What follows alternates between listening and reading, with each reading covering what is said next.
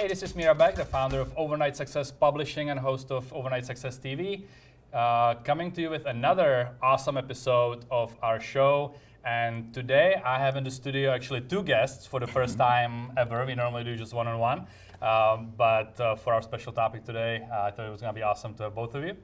It's Duane Spires and Lauren Spires, and I am super excited about talking to you guys about a whole bunch of things. Yes. Right? We just went over it, but as far as, for you that haven't heard things leading up to this interview, we were just chatting, we're gonna cover several things, including relationships and how do you work with your spouse. I'm excited about that one. Yes. You guys have built, giant businesses. You are coaches for both business and personal side. Mm-hmm. So really, in today's conversation, and for all of you watching, we're gonna be really kind of uncovering some of the success keys that you've seen with people that you coach. Definitely. Right? So we can really help everybody that's on the success path to reach their goals as well. So welcome to the studio. Thank you so much for taking the time. I know you're super busy, and with your travel schedule, I'm surprised that you actually were able to make the time, but it's awesome. So first of all, I like to always start with kind of the upbringing question, the background. Where did you come from? Did you come from silver spoon-fed family of entrepreneurs that molded you for this? Or, was your background just kind of a traditional one like a lot of people's, and you had to make it on your own and kind of make a lot of mistakes and learn a lot of things along the way? Yes.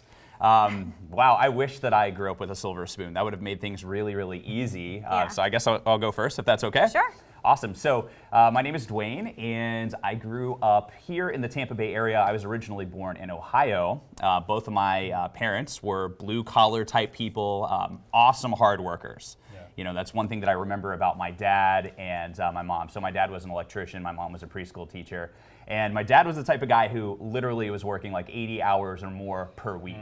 So he instilled a very solid work ethic in myself and the rest of my family. So growing up, we never had a lot of money. That was something that I struggled with well into adulthood is my relationship around money and wealth, but I always had that backbone of hard work and that determination and that drive to never give up. Yeah. So it was a pretty awesome upbringing. When I look back, it taught me a lot of life important lessons, and also there was a lot of failures, and we can get into that as we continue. Yeah. Yeah, and I had a very similar upbringing as well. My mom was actually a stay-at-home mom, so she was with me and my little brother. And my dad was a very hard worker, 80 hours a week. And it's interesting that this is actually the first question, because I was literally just talking to my dad today in between stops. Yeah. And he was like, I'm really sorry that I didn't get to spend the time with you that I wanted to. And I was like, no. I go, listen, we had our mornings together, but it's because I watched you and your hustle that's instilled that in me, and I always looked up to him as my hero. So, that was something that I have my drive because I watched my dad for so many years hustle, but I told him that I do it a little bit differently. So for my dad, the job owned him. I'm not gonna let a job own me. That's so, awesome. Yeah. That's actually a good point right there. People always start businesses and because they want the freedom, right? They want the extra vacations. Like when I started my first business, it was because I worked at a help desk and had 2 weeks of vacation. And I wanted to go back to the Czech Republic every year for at least 3 or 4 weeks. And as soon as I quit and started my own business, I didn't have 1 day off for like 2 years. So the whole plan about, starting your own business so you can have all that freedom backfires because I had no coaches. I had no idea what mentoring means, like none of that stuff. So wait a minute, entrepreneurship didn't mean that you just get to go ahead and lounge around at the beach and make millions instantly? Right out of the gate, right? Register your LLC and go to the beach. So here we are. So that's awesome. Well, so that's cool. I love the background because a lot of people have hardworking parents, and a lot of kids even don't really realize what they have. And there's another point I guess to make too is a lot of times when you're going through it, like I don't know if you remember your feelings at that time, if you appreciated it or if it was more like I never see my dad, but every time you look back at whatever happened in your life, there's always some lesson, and you can kind of see looking backwards, okay, it happened for this reason, or if it didn't happen, I wouldn't be where I am today. So really appreciating everything that happened, Yeah. even though it may not feel all that great Absolutely. as it's happening, right? Absolutely. There's always something beautiful in every setback or every problem. So, as you're watching this, if you think back in your own lives at some of the struggles that you've had, some of the things that you thought were bad, as an adult, you can look back and go, wow, there was actually a lot of beauty behind that because that made you who you are today. That gave you that ability to push forward or to not give up and to continue to strive for success. Yeah. And additionally, it provides that contrast in your life. So if everything is perfect and amazing all the time, and you never have any of those like bad things that happen, well, then you have nothing to actually appreciate the great stuff that goes on in your life. Yeah, I don't know if it was Zig Ziglar, but there was a quote that someone mentioned that price of success has to be paid up in full and up front. And that to me always means like if you really don't have any struggle or you don't have to go through some sort of uphills, downhills, I don't know how you could be really successful unless somebody just drops a bunch of money. And even those people usually lose it right away. That's true. And they Very don't really true. become successful anyways. That's You know, true. just temporary. Anytime that you have a roadblock, it's really your opportunity at that moment to really prove to yourself how badly you want to be successful. There's so many people that give up as soon as they hit that first or second roadblock, and then they wonder why they're constantly struggling. We talk a lot about being the wanderer. Yes. And that's one of the archetypes that we all have in our personality is to go from one opportunity to the next, or in relationships, it's, going from one relationship to the next because you're always trying to find that right environment or that right person. Yeah. But in reality, if you stick to the path that you're on and just get through that first couple roadblocks, you can really emerge from the other side an incredible person, better person at a relationship, better entrepreneur, and then you can really truly get successful that way. That's really cool. So the next thing I want to ask you about is if you can just maybe lay down the foundation of your success and just share with everyone what have you accomplished, like what was kind of the path that you've been from the first business you started or from school up to this point. What are you up to right now and what led to this point? Yeah, absolutely. So I'll start with the very first part and then we'll kind of chime in together on the business that we took to the 7-figure level. So I remember sitting in college as a freshman and wanting to be a prosecuting attorney. I thought that was just something really cool, right? And I remember this one specific lecture that I had where the professor was talking about starting salaries of state prosecutors. And then it hit me at that moment. I said, what am I doing here in school? I had a martial art background. I had a black belt. I was teaching martial art classes. I had started a little side hustle where I was like doing, classes with children. And the next thing that I know, I'm like, wait a minute. I'm already making that starting salary now at the age of 19. Wow. So it was at that moment where I said, okay, I'm going to pause my college education. I'm going to take a semester off of school. Yeah. Now, We all know what happens. a semester off was the maximum amount of time that the scholarship that I earned allowed me to take off. If I took a day past that, I forfeit the scholarship. So flash forward, the end of the semester, I had like tripled my income. I was 19, I had some cash, it was crazy.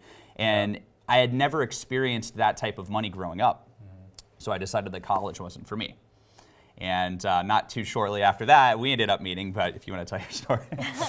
Yeah, I actually, right out of high school, I knew that I didn't want to go to college because I was going to be just wasting time. I wanted to be an entrepreneur. I wanted to have my own business. But, I met this guy here, and he's like, I'm a martial artist. I'm like, that's awesome because I'm a dancer and a cheerleader. So we kind of combined our strengths together and started teaching kids. So he did martial arts. And it was wonderful, and it was great and exciting and new, and we were doing something we would do for free, and we were getting paid for it. So that's like the dream, right? Yeah.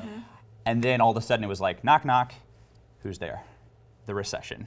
Hello, 2008. So here we are, beach condo, nice cars, all of this disposable income, and each month it's drying up. Every single month we're going down, and the graph went down. And I'll never forget the moment where my identity was like in full-on fight or flight mode. I was like, I'm the successful guy. I'm the loser. I'm the guy that knows what I'm doing.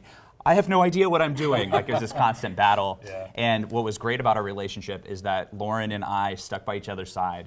We knew that no matter what, as long as we didn't give up, that we would eventually find a path. Yeah. And I'll never forget the moment where I was like, you know what? we have a giant customer base. We have a lot of families who love what we provide to their kids. What if we just switch gears a little bit, and instead of just offering martial arts and dance and cheerleading classes, what if we do an after-school model as well as a summer camp model? Yeah. Because that is a service that they need if they both have jobs. So mom and dad are at work, where do they send their kid? So that was the birth of extreme youth sports as an after-school and summer camp concept, and that took off. And we actually we teach that across the country now. Now, mind you, our very first summer camp, we sent out one email to like our entire list, and it was like what, 2 or 3 weeks before summer camp actually started. Yep. And we ended up having a sold-out summer camp. We're like, cool. oh, thank God, we can keep the lights on. Yeah. like it was great. Just enough money to like save the day, you know. Yep. It's funny how it always happens like that, though. Like a lot of those moments where it happens like the last minute, the day before, Yeah. you know, something would happen, you actually somehow, you know. Well, it's crazy. If you think back in your life, right, and you're watching this right now, for those of you that are here with us, think back at any time that you've gone to the next level. You had to let go of something first, whether that was a bad relationship, a business that was failing, maybe you had to fire some employees to get to the next level. There was always something that you had to let go of to be able to move forward. Right. And that's a scary place. You know, that's like, if you ever watch, what is it, like a trapeze, right? They're swinging from ring to ring. You have to let go of the first one before you can fully grab to the next one. And we've had to do that multiple times. So I think now we're starting to get comfortable in that transition. I feel like I'm an expert at the trapeze at this point. That's funny. We should join a circus. So let me jump. Did you guys realize at that time that you kind of had this recession-proof business? Because no matter what happens, there's always going to be people that need after school for kids. I mean, did you like plan it out, or did it just happen somehow? Kind of. We had quite a few parents that reached out to us that were like, listen, we love what you guys do for our kids on like the dance and the martial arts side of things. We just can't afford it. But if you guys offered summer camp, if you offered after school, we would love to be able to do that. Like, we'd rather send our kids to you than someplace else. Yeah. So, because they did have money in the budget for that. So for us, we were like, okay, well, let's go for it. I guess we're just gonna do it. And we had no idea what we were doing. No idea what we were doing. That's okay. But I think there's another takeaway right in this story, because a lot of times people do what they like to do. They're not really doing what the clients want them to do. What they need. So what they need. So like I'm a big believer in sending out surveys, asking people what they want, and then just give it to them. Yes. So it sounds like you did the same thing. You actually listened to your customers and then adjusted the business accordingly. So whatever business that you guys are in right now, always think like, are you doing something because you think they want it, or do you know they want it because you did some sort of survey? Advice. So, but that was just a little side point. So extreme sports and extreme youth sports. What happened next or simultaneously with that? Yeah, so I've always had this vision where I wanted to spread this business concept across the country, all throughout North America actually. And Lauren and I started studying personal development, NLP, coaching. We wanted to be able to provide a great quality product in the coaching aspect, so that if we do teach these concepts to other entrepreneurs, they would be successful very quickly with what we're teaching them.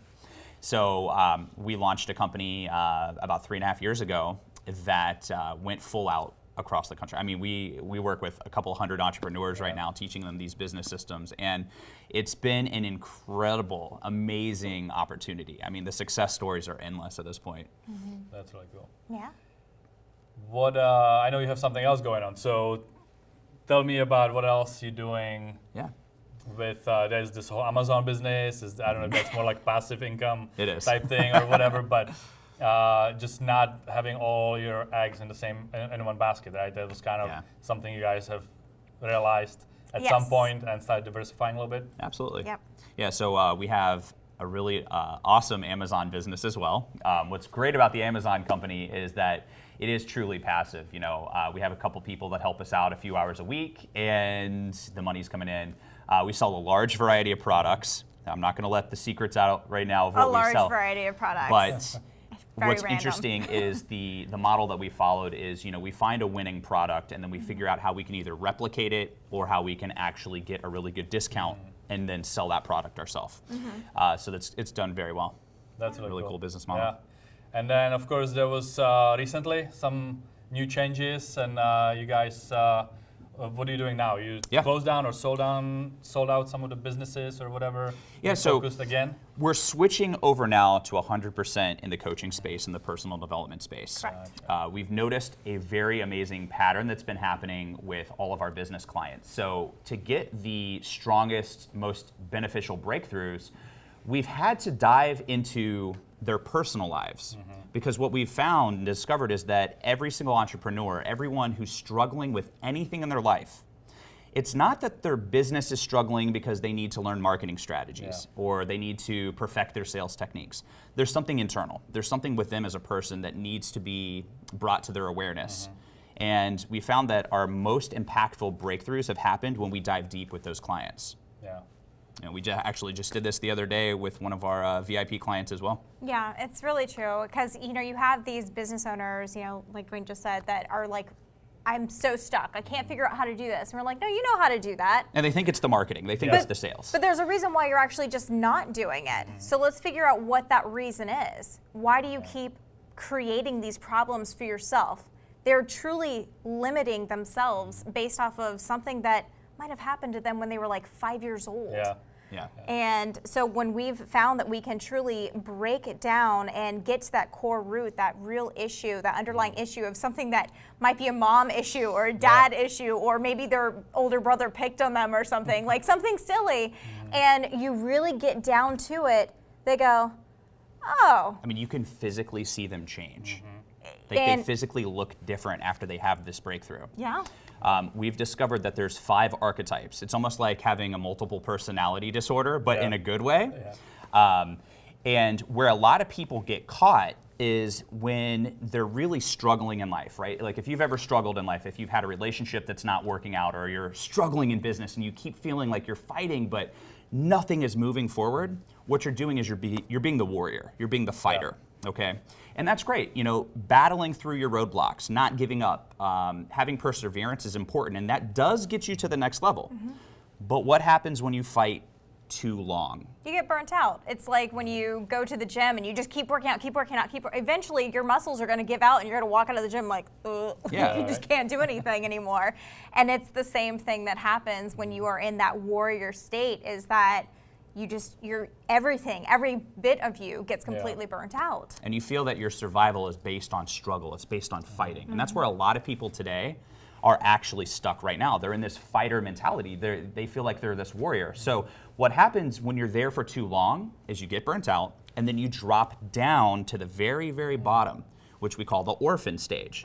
So this is where everybody plays the game of, oh my gosh, the world is against me, nobody understands me, my spouse doesn't get me, my kids don't get me, I'm working so hard, oh, woe is me. Nobody's supporting me. It's this game that they play. Yeah. And what's interesting about that is for a while it works for them. They feel good, they get attention. Have you ever had a friend that every time that you talk to them, it's like they instantly have a negative pattern, right? Like they're talking about all their problems, they're talking about everything because they love that attention. And a lot of times they don't realize they really do love that negativity, right? Yeah. And so look, it is okay to get into that orphan state because sometimes you do have to bring it back down. It's to like get resetting. It's like a reset button.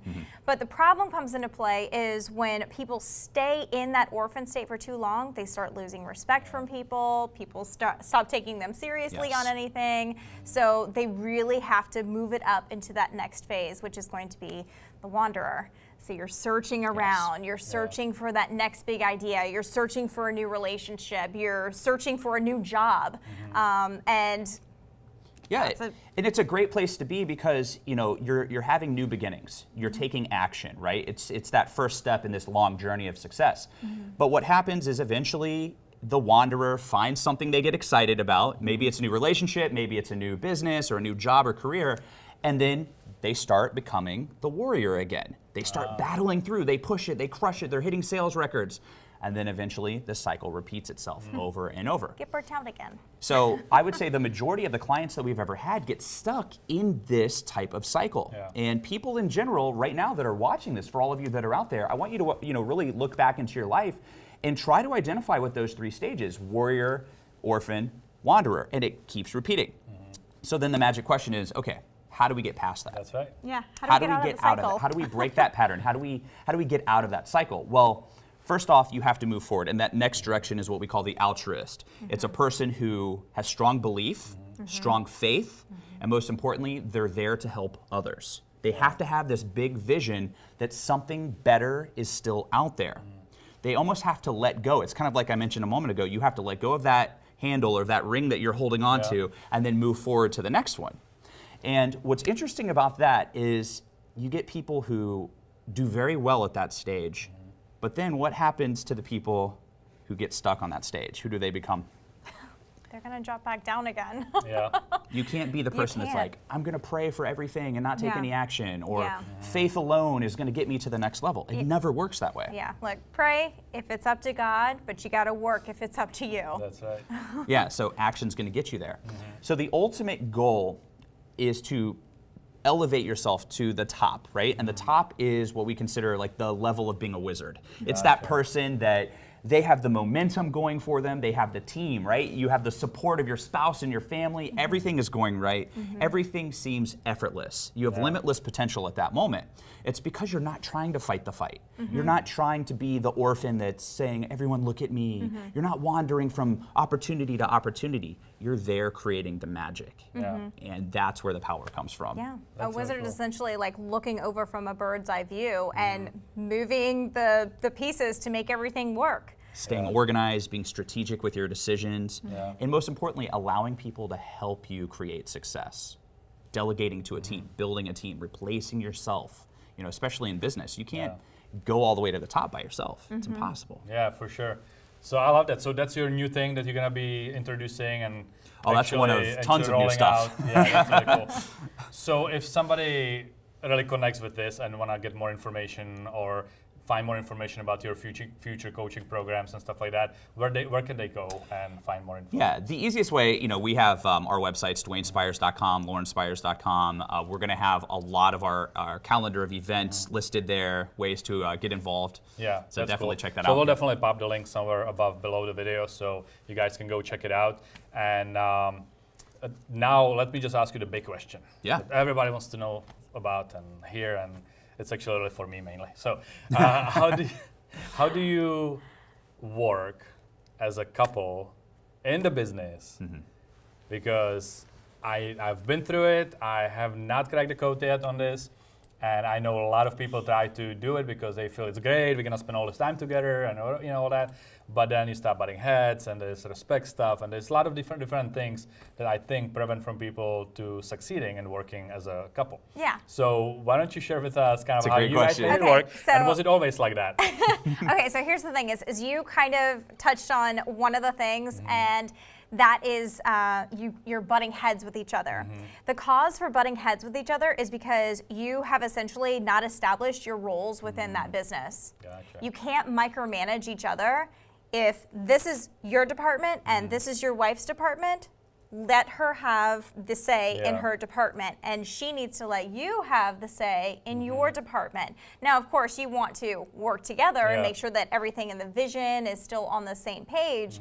But as far as like the underlying, the ultimate decision, if it's in her department, that's her decision. If it's in your department, it is your decision. And you have 100%. to trust and support them Yeah. in that decision. Trust is a big part of it, Yeah. as well as support. And one thing that we've discovered that's really helped us is that when we go home, we plan for one-on-one time. You know, we call it quality time, right? Yeah. Yep. So where a lot of husband and wife teams really drop the ball, and it's not that they're doing it intentionally, it's just they're not aware of it, is when they go home, they bring that work struggle, that work environment home with them, especially if they have a home office, right? So there has to be a time where office hours are definitive, and once you pass that timeline, it's quality time. Put the devices down. Close the laptops, focus on each other. A lot of husband-wife teams also have children, you know, so that's another variable that Yeah. gets tossed into this whole dynamic, right? So spending the quality time one-on-one or with your kids, your family, is vital so that you feel recharged and refreshed. Because if that relationship falls apart, there goes the business, Yeah. right? Yeah, and it's important to stick to the times that you have set for the quality time, especially when there are kids that are involved, because if you don't stick to it, your kids know exactly what time it is that they're supposed to be sitting at the dinner table, or they know what time it is that you guys are supposed to just all hang out on the couch and, you know, watch a Netflix show or something. If you don't stick to it, there's a level of like resentment that starts to build. And that's definitely not great for any household, any dynamic in the Absolutely. family. So if you have kids at home, one thing that they crave is consistency, right?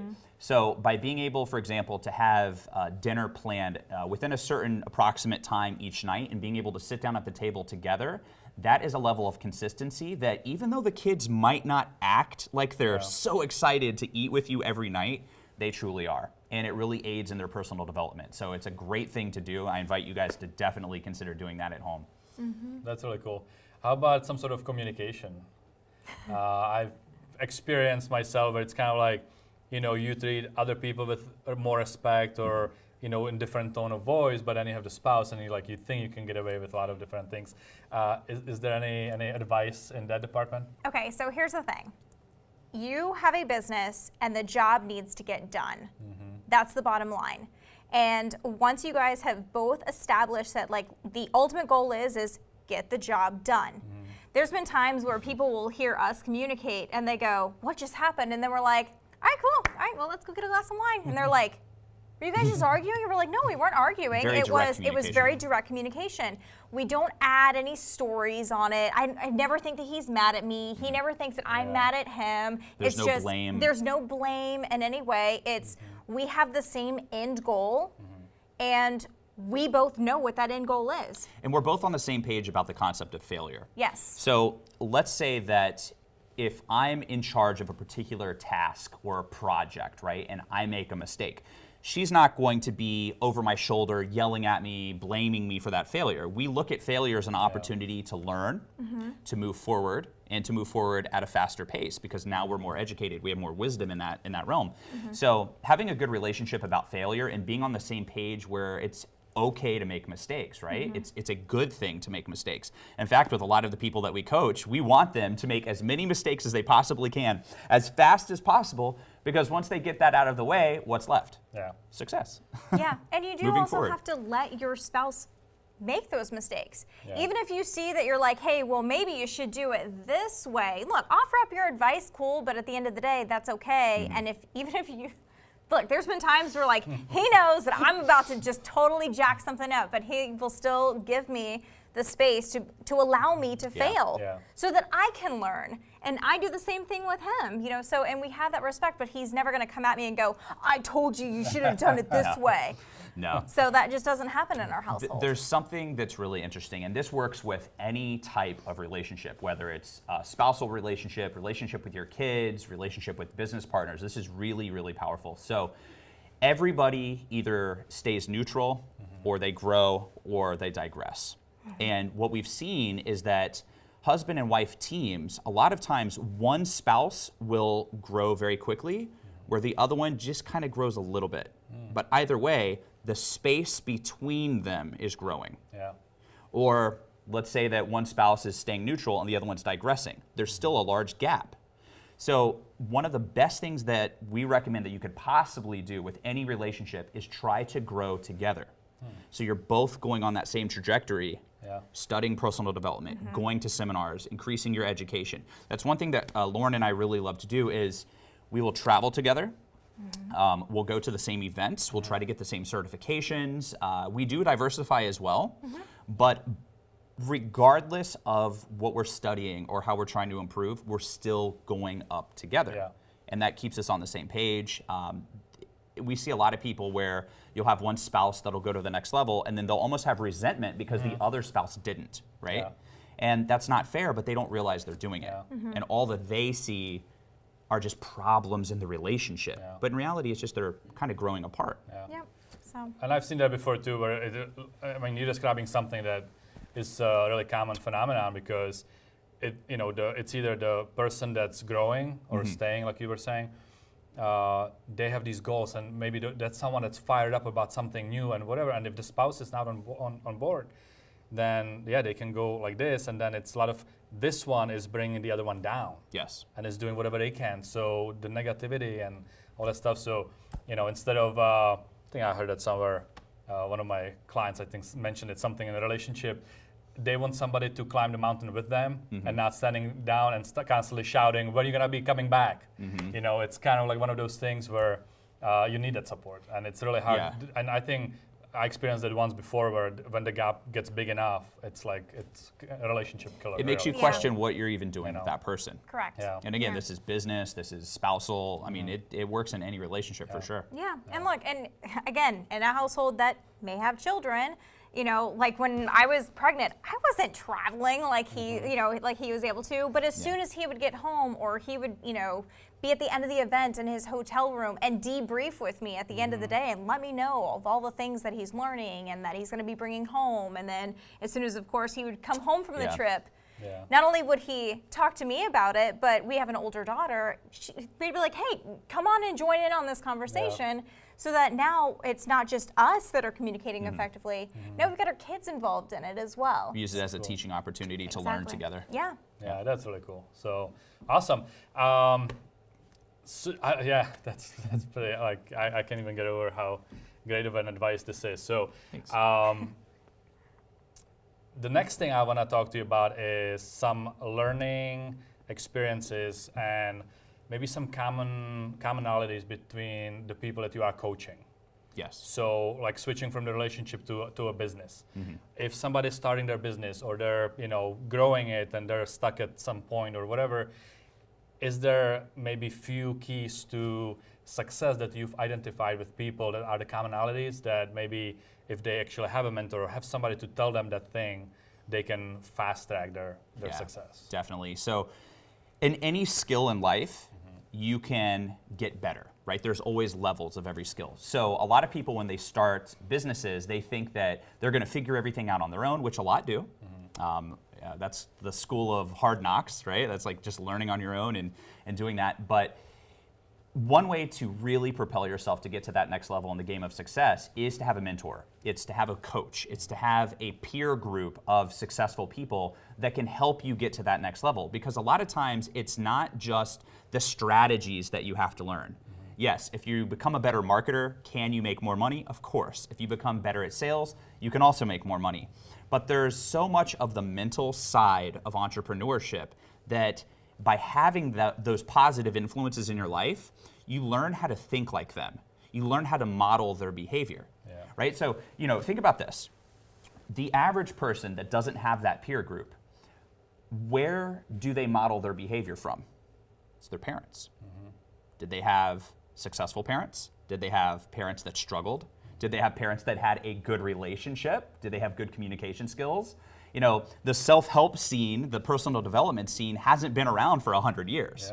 So when you start to trace back where they've modeled their behavior from and their view of success, a lot of times it goes right back to their parents who did not study that stuff. Yeah.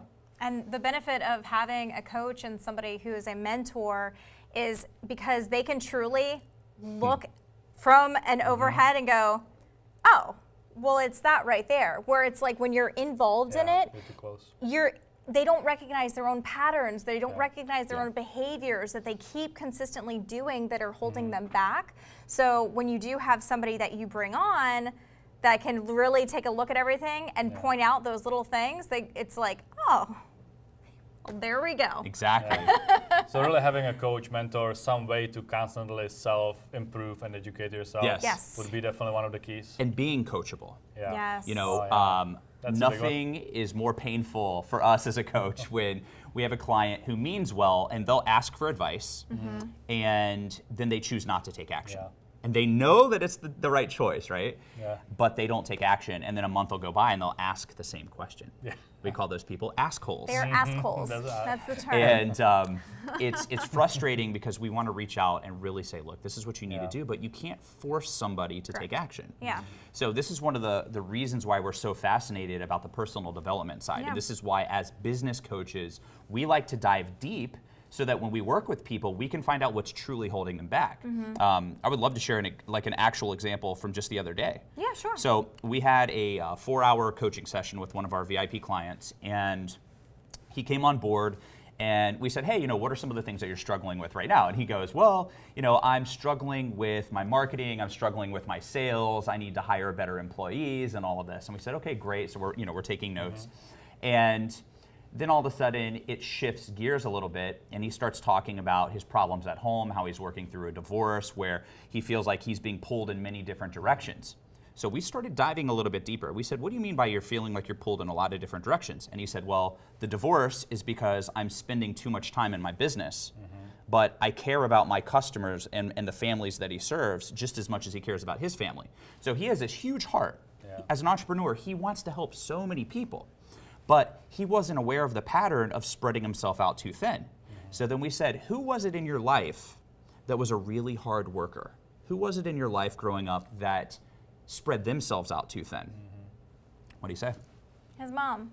And he broke down and started crying. Like as Right soon as then. we asked that question, it was like he had to like take a minute and be like, hang on a second, guys, let me pull myself together before they could even continue the conversation. He literally at that exact moment realized he had modeled his mom's work ethic and her desire to serve the family, to take care of everybody. She was that security blanket, and he was just replicating the model that he witnessed when he was a teenager.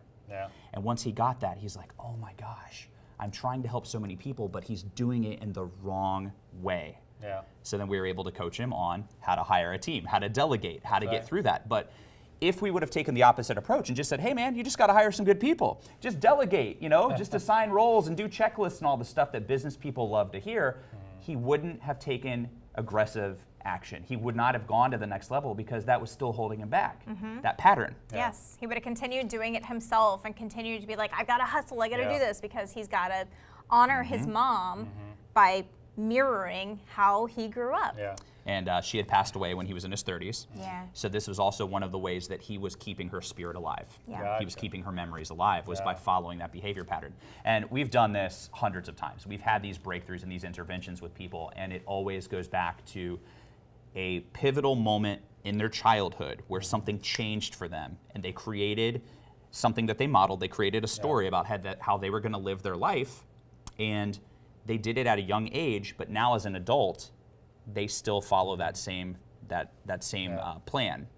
And if you ask yourself, Miroslav, are you going to listen to the advice of a 12-year-old? You're going to be like, what does a 12-year-old know about life? Or for you, what does an 8-year-old know about life? Would you let your 12-year-old version of yourself dictate how you're going to live today as an adult? Probably not. That's crazy. Sounds ridiculous. But this is just a perfect example of what a coach can do for you, right? Because he didn't know what he didn't know. No, and we were able to Exactly. ask Yes. those you questions. knew what questions to ask because you've done it, because you learned something, you have a skill, knowledge that he didn't have, Right. then you were able to help them. Right. So talking about fast tracking your success, like with a coach that knows what they're doing and can help you and be coachable, of course, Yeah. be able to listen So to it. what's that worth?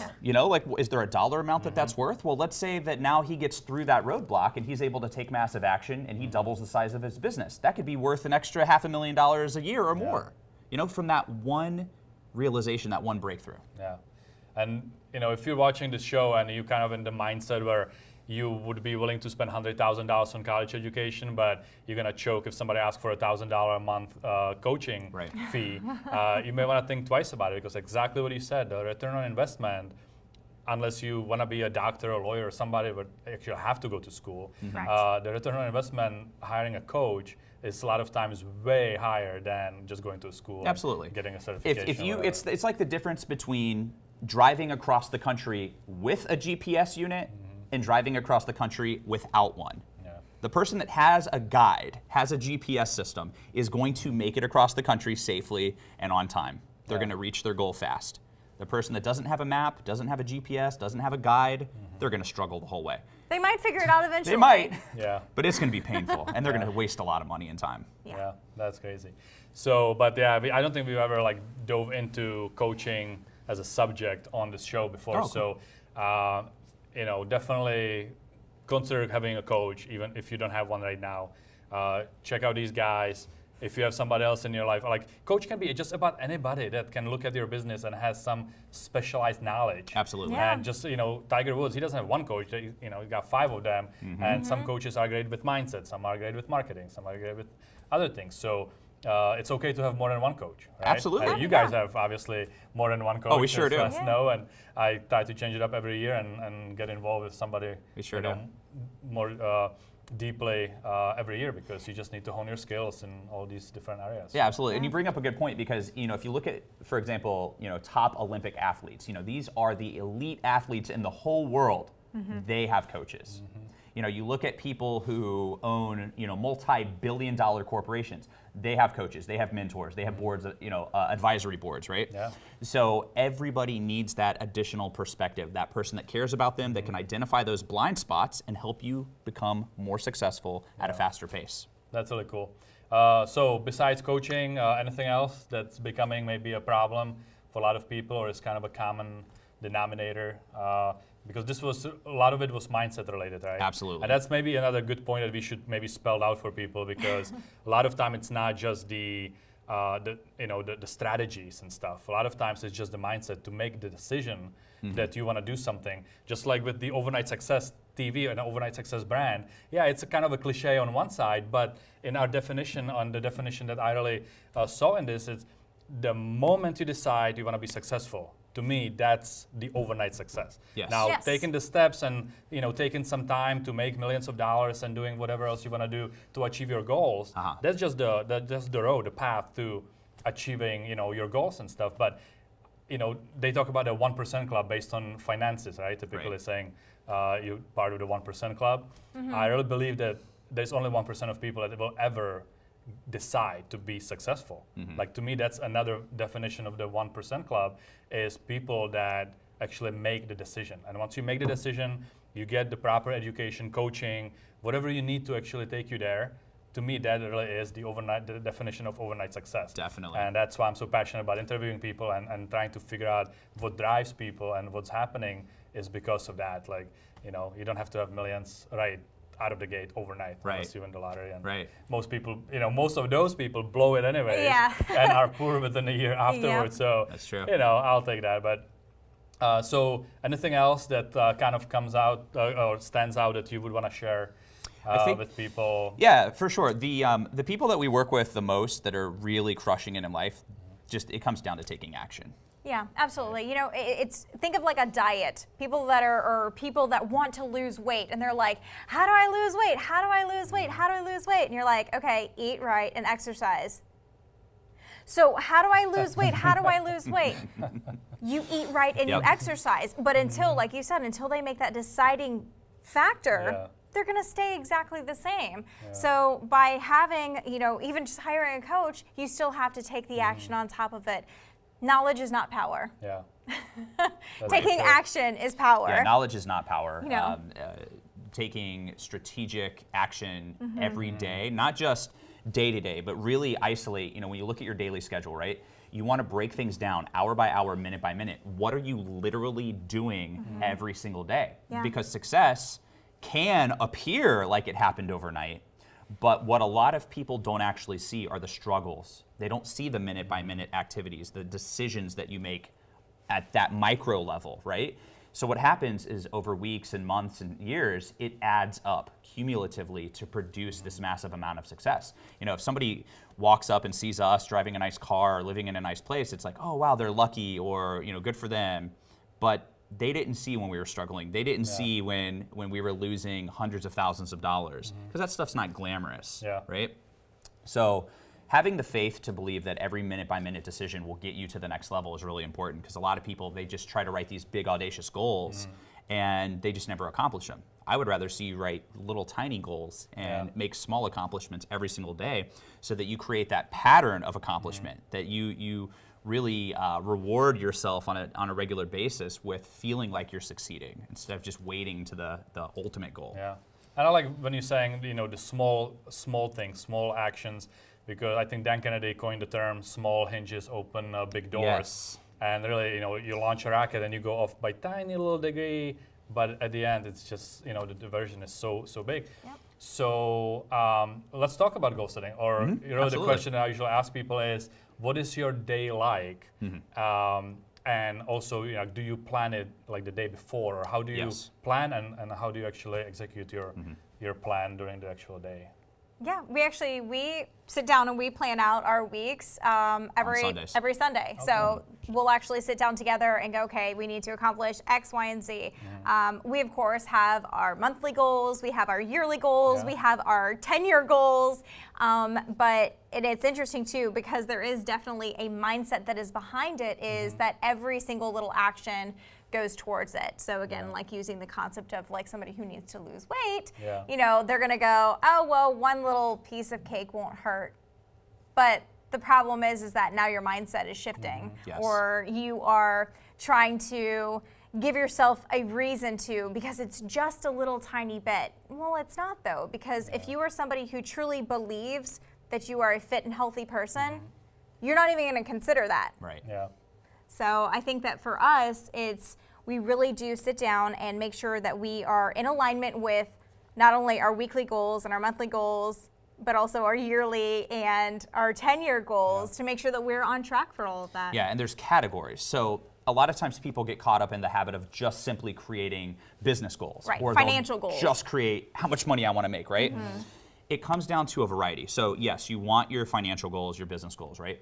You also want your personal goals. What are you accomplishing as a person? Are you progressing in your hobbies? Are you staying in shape? So you want your health goals. You want your family goals. One thing that I found to be very important, we have fun goals. That's cool. So what are we going to do simply for fun? What do we enjoy? Just because. Just because. And it might be something that like we literally will reward ourselves with. Maybe I want a fancy pair of shoes, or he wants a fancy new watch or something. Or maybe we go, you know what, when we hit this goal, we're gonna take a trip to Disney World, like whatever it is, and we just have fun with it. Now, one thing that we've discovered that's even more important, in my opinion, than actually goal setting is identifying what we call removals. Yes. And removals qualify as anything that you need to get out of your life that are holding you back. So imagine that you're in like a speedboat, right? And you're flooring the engine and it's just not moving. It's because you have an anchor literally stuck in the ground holding you back. And a lot of times people have multiple anchors. They have bad relationships, a bad peer group, people that aren't making good decisions. They have a horrible relationship with money, a horrible relationship with the way that they view, you know, their spouse. There's a lot of things that can get in the way. And some real life examples, you know, how much are you drinking each week? How much are you watching Netflix each night? You know, these are little tiny things that add up over time that become distractions. And that become those anchors that hold you back. Now here's a huge one though for business owners. Social media is huge, right? Yeah. Everybody's on social media. How much time are you actually devoting to business on social media versus I'm scrolling through and I go, what did Kim Kardashian eat today? I'm gonna click on that. And then you start going down the rabbit hole of reading unnecessary things. So really setting a time limit of I'm on social media because I'm working. You know, you can have your free time on there, but set a limit to it. I know.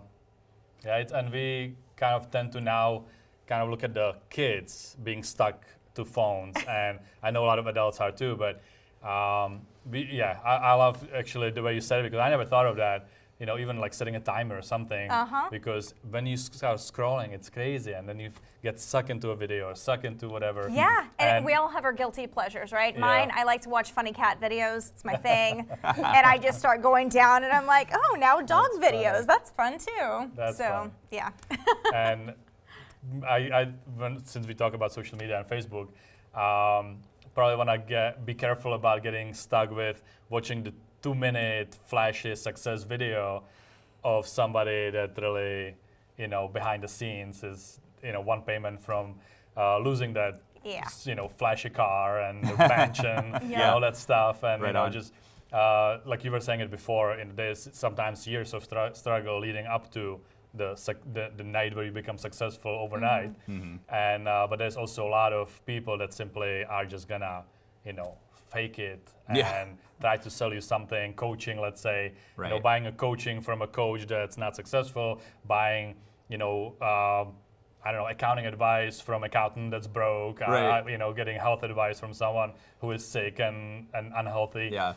all that stuff. So just kind of do your research is really what I'm trying So to say, true. and check the references, quote unquote, Right. Yeah. of the mentors or the people that you're gonna be working with, because it's I Yeah. see it day in day out. We were so hard on ourselves to finally give us the ability to give permission to say, yes, we're ready to become coaches. I mean, it was to the point where we said, we will not coach anyone until we get to that 7-figure level, because if we can get to the 7-figure level, we can teach you how to quickly get to the 6-figure level, Yeah. Correct. really quickly. Yes. And we've met people who have made one sale and now they teach sales. That's right. Like, they've had one successful funnel, now they're teaching marketing. And you make a good point, because you do want to look at people's history. What have they accomplished? Who else have they helped?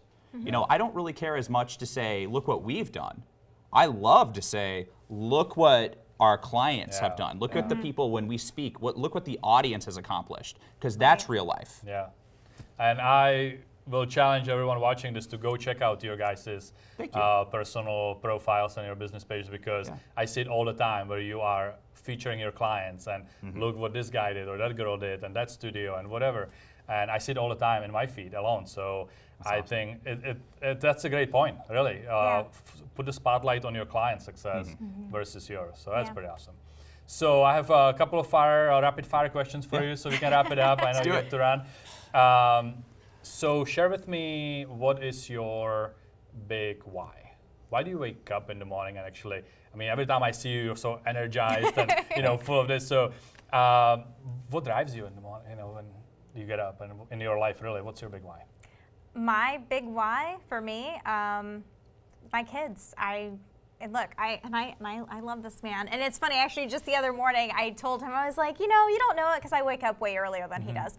I'm a morning person, he's a night owl, and it works out well. But I wake up every single morning, and I look over, and I always smile at him, because I'm like, that's the guy that I get to wake up next to. And then, of course, and I have my kids that are all like, Mom! And I'm like, all right, cool. So that makes me happy. So my why is providing an awesome role model we have girls right now, hopefully we eventually have a boy, but to be an amazing role model for our girls. Yeah, That's really cool. I can definitely relate to everything as she said. And I want to take it one step further with regards to kind of like our company's vision, right? It's simple, to give people the opportunity to experience happiness and to also end suffering. Yeah. And whatever that is for them. So whoever's in our audience, whoever we work with one-on-one, I want them to be happier. I want them to have better relationships, better health, better financial success, and we want them to stop struggling. A lot of times the struggling and the suffering is self-imposed, and we want to help clear that for them and really get them to go to that next level and enjoy life, and that's what it's about for us. And as coaches, really the power that you have in changing lives is not just your clients, but really their clients. Exactly. And now you're in Absolutely. the position to change millions of lives Yeah. just by helping, the key people that will then Absolutely. help others. So it's really rewarding. I know that coaching is it's fun and it's rewarding, and I'm glad that you guys, I'm glad that you guys finally, decided that you're worthy of being coaches, because Thank I always say, you don't have to wait that long. Don't do one short sale and then teach short sale. Right. But at the same time, you sounds like that you could have put that label on yourself a long time ago. Oh yeah. And, Looking back, we could have. But I know that it everything was happens for a reason. Everything happens at the right time. Exactly. And if you believe that, then I definitely do. It's going to be awesome, and I'm sure that you guys are going to have a lot of awesome things coming down the pipe. Any new exotic animals to the bunch you already have? Oh boy, new ones. I guess our newest one would probably be Ocho, our tarantula. Ocho, the tarantula. So we have our Bengal cat. So he's really awesome. So in case you don't know what a Bengal cat is, he's an Asian leopard that's mixed with a domesticated cat. So he looks like a leopard. He's really cute, and I love him. And he's nice. He is very nice. And then we also have a double-maned double-maned lion head rabbit. So he's actually, if you ever seen the show Alf, growing up, he looks like Alf. So his funny. name is actually Alfred, but we call him Alf because he looks like Alf. He's really cute. That's really cool. Yep, and then we have our bearded dragon, Yeah. our tarantula, and then we have a fish. Yeah. And Our kids have fun. Yeah, our Anything kids have crazy fun at our ever house. happened with any of them? Escaping or? Yeah, she left the lid off of the tarantula Uh-oh. terrarium, and all of a sudden our 13-year-old runs in and she's like, "The Oh, spider!" Joe's out! And I'm like, "What do you mean the spider's out? Like, it's impossible for it to get out of the cage." But she left it. And I literally am like, It's just walking around the house. Wow. so we had a tarantula in our house, just, running around. Yeah. But she's really nice. You can just Sure. pick her up and So far she's nice. That's funny. Well, yeah. Poisonous, but nice. Yeah. she's nice. Just, I would probably have to call somebody to go find it. That happened to me. She walks in and just picks it up. Oh my God, that's funny. So that's cool. And the last thing I have for you, give me your definition of success. And I'm just gonna pre-frame this simply because I always tell people that everyone has a different Yeah. definition of success. It's not just millions this and freedom this and what. For some people, it's just something much more simple than that. So instead of being hung up on just watching the super ultra wealthy and thinking that's success and you can never achieve it, so you might as well just give up. I always kind of like preface the your personal, not like broad definition. Yeah. But what does success mean to you? So my personal definition of success, and actually we were just talking about this, is I'm like, man, why is time just going by so quickly? And it's not because I'm getting older. It's because every single day that I wake up, I'm happy and I love my life and I just have fun. I have fun. I enjoy everything that I do. That's great. And my kids are happy. My husband's happy, we're all healthy, everyone's taken care of, and I just don't have that like built up stress where I'm searching for the next vacation. I think my definition of success is that I don't have to have a vacation to just enjoy my life. That's And that's where we are. That's awesome. That's really cool. That's a good one. Yeah. My definition is being able to inspire change in millions of people. I fully believe that helping others achieve success will ultimately make us successful no matter what. Yeah. And we've already accomplished a lot of financial success. We've had the opportunity to travel. We have great kids. Like Lauren said, they're healthy. Everything feels good, but it's not about us. It's about being able to take that change to the next level. And that's literally going to be to millions of people. And that's where, when I wake up in the morning, I feel compelled. I feel inspired to like keep pushing and keep going. Yeah, we want other people to feel like they're on vacation every day. That's cool. And it is possible. It is. That's awesome. Well, thank you so much for taking the Thank time you. and being here. This was actually really awesome. And I hope you guys enjoyed it and got something out of it. And I always like to close, we actually covered it in this interview, but I always like to close with a statement that if you're not going to implement any of the things that you've heard here, it was just, we had a good time, we had a great conversation, but it really didn't do anything good for you. So make sure you pick at least one or two things, take action, implement. Implementation really is the difference between success and failure. And I'm just glad that you guys actually brought all those points out in this interview because we are definitely on the same page. And thank you so much again. Thanks for and having for us. you guys, Thank you. do something, take action, go check those guys out. Check out the websites. There's a lot of things upcoming, so these interviews are evergreen. So just make sure you check out the links and check out the most updated coming up things, events or coaching programs that they are going to be launching. And till next time, wake up and be successful.